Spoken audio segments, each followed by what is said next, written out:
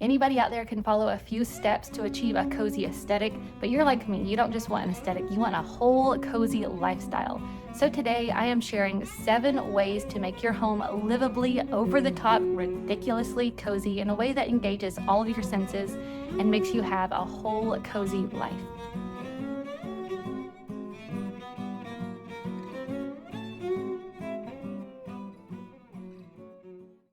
Number 1, try to think about how you could create some more nooks and little areas in your home rather than thinking about big rooms as a whole. This is one of the coziest things we can do because we all actually like subconsciously the feeling of being hugged in a space.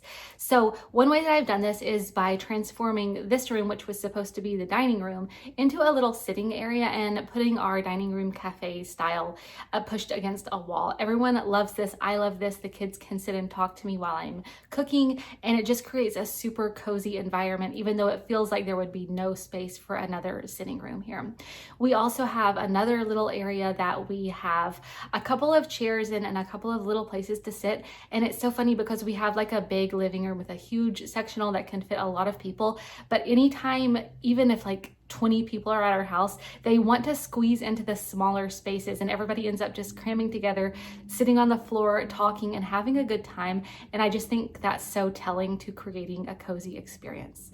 Other little nooks that you can create are things like having a coffee station on a big wooden table that's separate from your kitchen, or having a little sunroom or a little chair that's tucked away by a bookshelf with a rug underneath and a nice cozy blanket. Any little nooks like this, and thinking about how we can break big rooms down into smaller rooms, makes a home dramatically more cozy.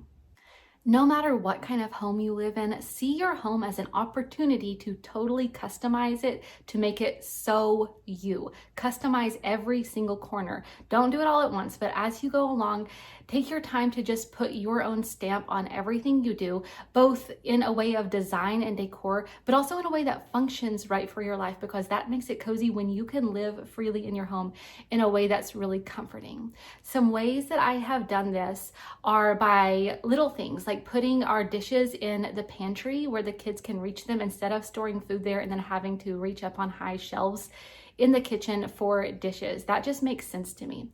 I've also put some tea lights in a vase on the mantle so they're ready, and the lighter kind of behind some pictures so that I can have candles ready to light anytime I want instead of having to go find them somewhere else in storage. And then I also put some beautiful command hooks in my bathroom because I wanted my bathrobes and dressing gowns, the really plush ones, the nice silk ones, to be totally available, like right when I got out of bed or when I get out of the shower. I just want them to be right there, ready to access. So think about little things like this. What can you add to your home to make it cozier for you, the way that you like to live your life? You can start by noticing pain points throughout your day. So notice when you would rather have something more easily available, some way that you're moving while cooking that is making it less fluid and less cozy, and think what you can reorganize or change in little, easy, and affordable ways to make your whole life cozier. Number 3, there are a few things that I think every single seat in the entire house needs. A blanket, a pillow, a tabletop that's easy to set your coffee cup on, and a cushion if it's a hard chair, and also easy access to books or music. I think that all of these things, having these things within reach of pretty much any single seat in my entire living area, makes the home much more cozy. You feel like the space is immediately able to accommodate you when you want to just sit down and look at a book or magazine or have your coffee, and you can always have a blanket within reach, so it just feels like you can snuggle up anywhere. And then also having music available. We have like a Google Home that we can just play music on. I find that really nice and convenient so that we can listen to music pretty much instantly, but a record player, anything like that. And then having cushions on our dining chairs, desk chairs, that adds a more plush, cozy layer of our existence. And then of course having nice pillows to fall into, stacks of books and magazines, things like this. It takes a home from just cute and cozy to truly just a place that you want to sink into. Okay, number 4, this one is my personal favorite because it's a big psychological trick that I use both on myself and on my guests to make everyone feel totally next level cozy. You should always have some food visible.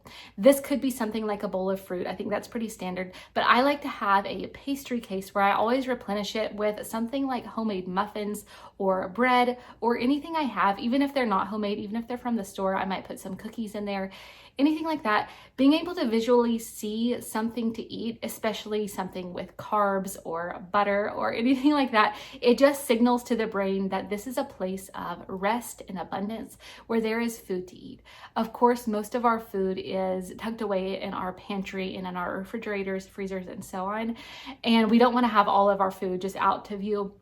But having just a little bit of something, even if we're not going to eat it right then or eat it on any given day, it just signals to the brain that there is plenty, there is enough, there is an abundance, and we can relax. It's kind of like the little folk tale illustrations of forest creatures where squirrels and foxes and bunnies have, you know, all sorts of different foods tucked away in their home, like Winnie the Pooh with his jars of honey. There's just something very cozy about that, and maybe on a primal level, it gives us just this depth of relaxation that we really can't achieve without engaging all of those senses and signaling to our brains that there is enough here. Okay, number 5, kind of on that same topic. This is like a squirrel storing away little nuts for the winter or whenever it needs a little snack. Having a sense of abundance in the house means having plenty of things that are constantly needing refilled. So things like coffee and coffee filters, olive oil, butter, stuff like that we go through all the time. I used to postpone buying those. I don't know why, but I would always wait till the last minute when I needed them and then make sure to get them at that grocery order or that shopping trip. And that just brought me a lot of stress. Like if I looked and I knew that I'm on my last 2 coffee filters, I'm gonna have to go get some more, or we're running low on butter, I might not be able to bake some cookies if I want some cookies this afternoon. I would always postpone that. And now I just make sure in advance, I buy them before I really need them. There's of course a balance. You don't want to just hoard extra stuff and have things that you're not going to use, but things like that, staples, I always make sure that I have plenty and more than I really need at that time, so that there's always just this cycle of it being available. When I get kind of halfway or lower on a pack of coffee filters, I go ahead and buy a new pack. I keep them where I can see them so that I know that there's always enough. When the coffee is running low in the coffee crock, I will refill it. When the olive oil is running low in the bottle, I'll go ahead and refill it instead of waiting till I'm just totally scrimping and then feeling psychologically, of course, I know that I will get some and I know that I have the means to go buy more, but just psychologically, it makes me feel happier and more relaxed and way cozier to just go ahead and have those things filled up all the time.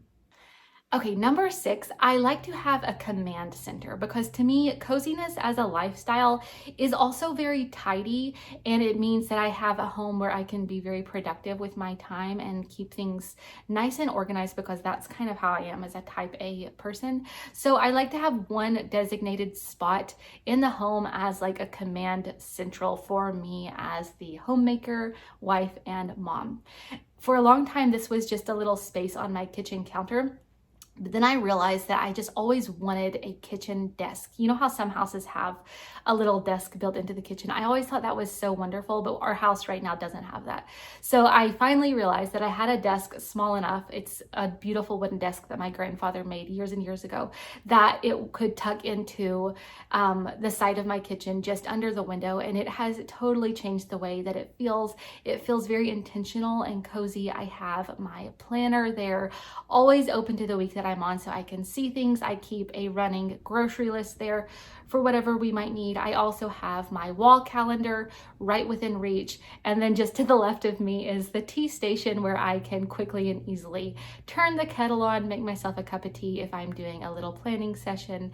Of course, I also have pencils available and pens and sticky notes and all of that kind of thing easily within reach in little drawers. I don't want to have it all out looking cluttered, but just having a nice streamlined command central. I think that everyone needs that, but especially homemakers. We're not necessarily going into an office every day, so we need our own place because running a home is a big job of management.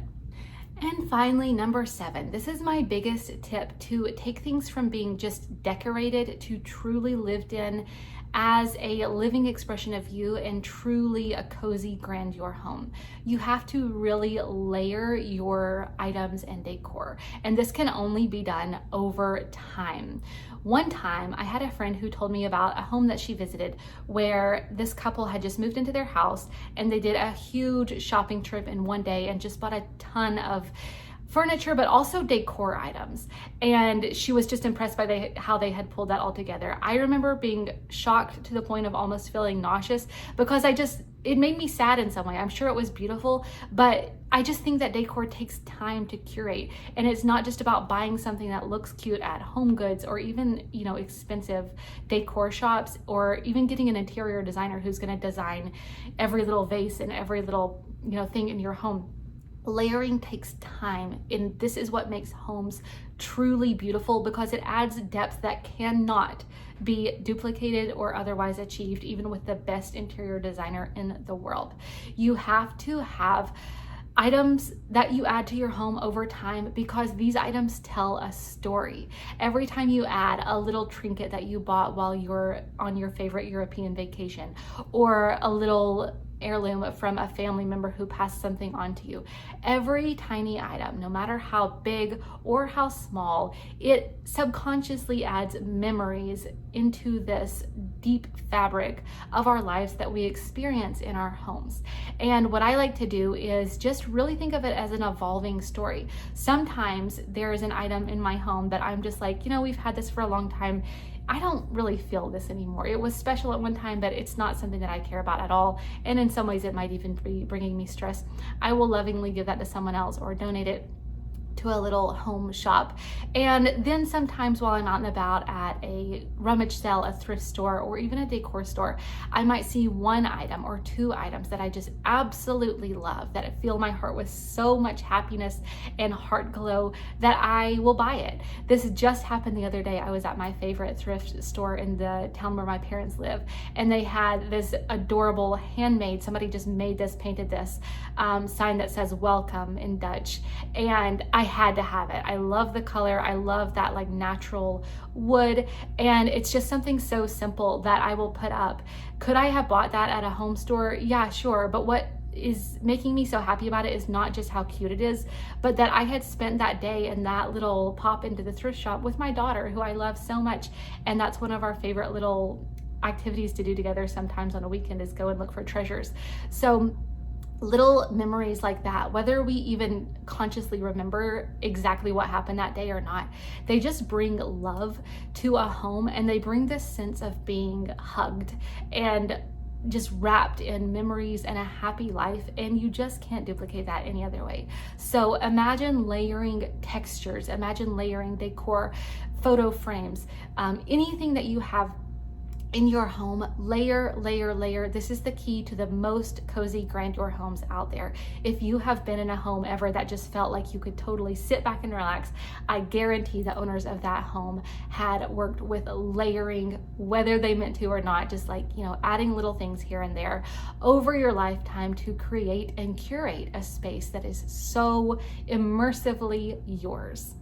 I hope you've enjoyed this video and that it inspires you to live in your house on purpose, because when we surround ourselves with these soothing things that really engage all of our senses, it allows us to live a plush, creme de la creme life where we are truly cozy in all ways, not as an aesthetic, but as a lifestyle. If you enjoyed this video, make sure you let me know below if you would like more tips like this, because this is just scratching the surface. I could go on with hundreds of tips of how to make your home even cozier. Make sure you're subscribed if you haven't already, and I will see you same time next week.